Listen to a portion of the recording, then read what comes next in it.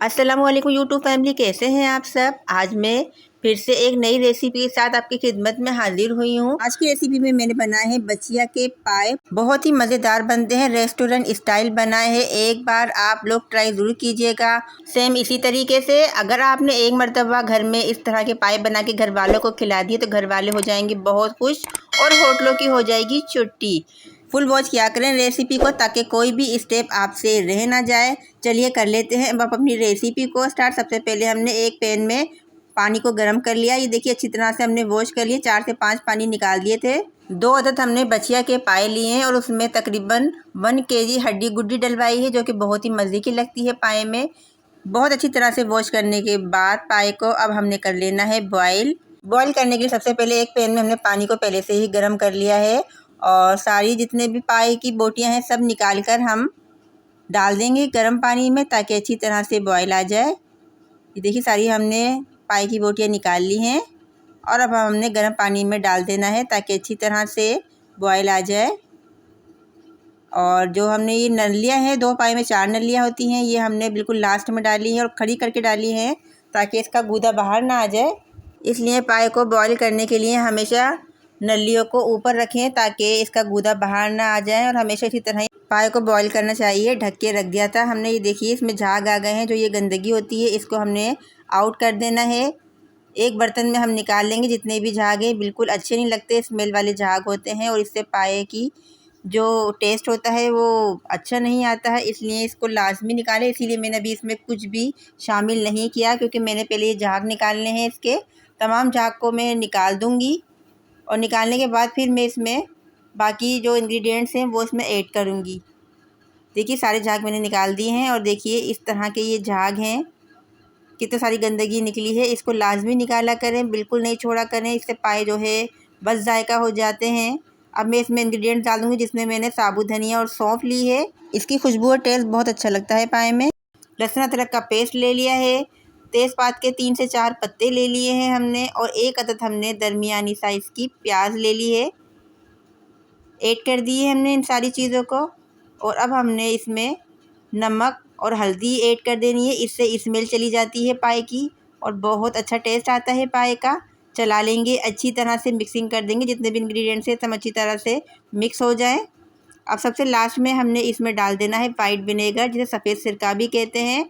इससे पाए बहुत जल्दी टेंडर हो जाते हैं, बहुत जल्दी गल जाते हैं।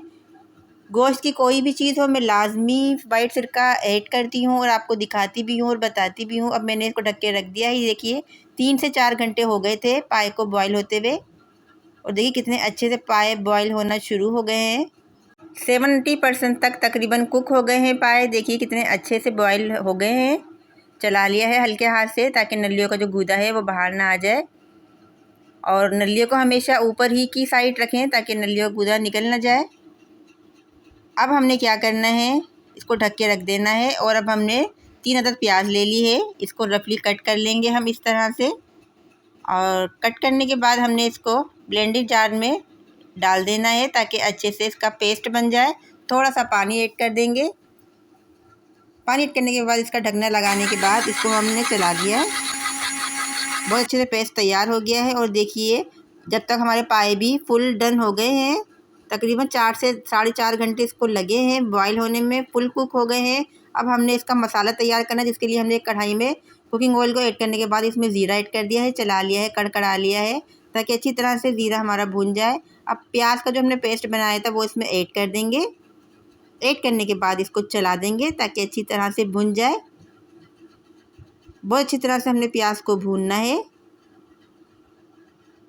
चलाने के बाद अच्छी तरह से हमने इसमें लहसुन अदरक के 3 टेबल स्पून ऐड कर दिए हैं। चला लेंगे, अच्छी तरह से मिक्सिंग कर देंगे। अब हमने इसमें कुछ स्पाइसेस ऐड करने हैं।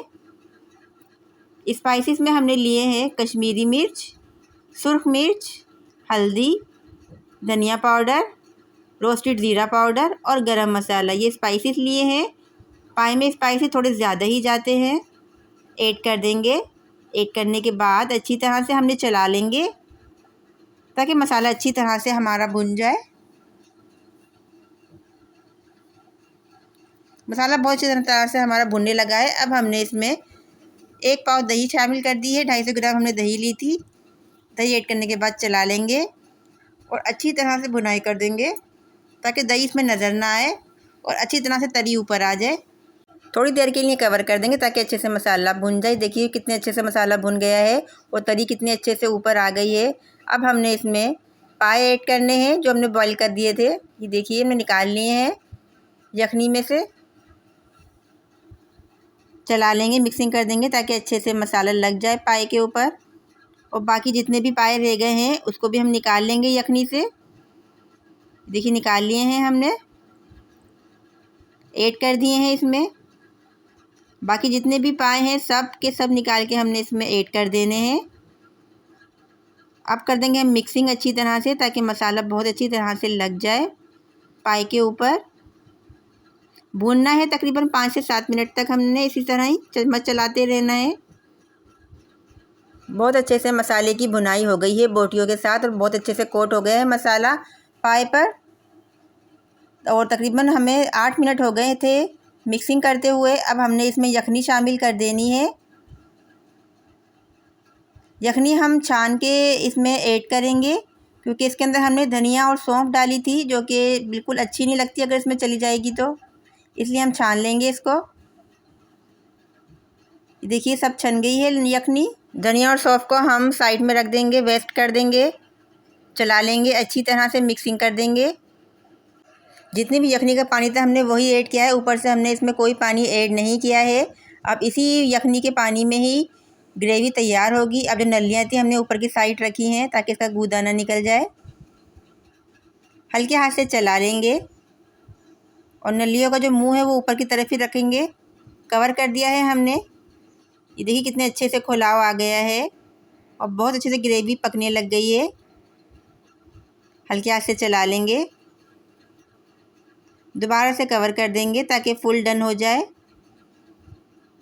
ये देखिए पकते हुए तकरीबन आधा घंटा हो गया था ग्रेवी को। बहुत अच्छे से ग्रेवी तैयार हो गई है। सबसे लास्ट में हमने इसमें गरम मसाला ऐड कर देना है।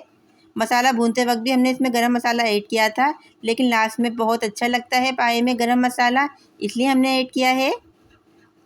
अब हमने हरा धनिया, हरी मिर्चें ऐड कर देंगे जिसका लुक और फ्लेवर बहुत ही अच्छा लगता है। चला लेंगे। चलाने के बाद हमने इसको 4 से 5 मिनट के लिए कवर कर देना है।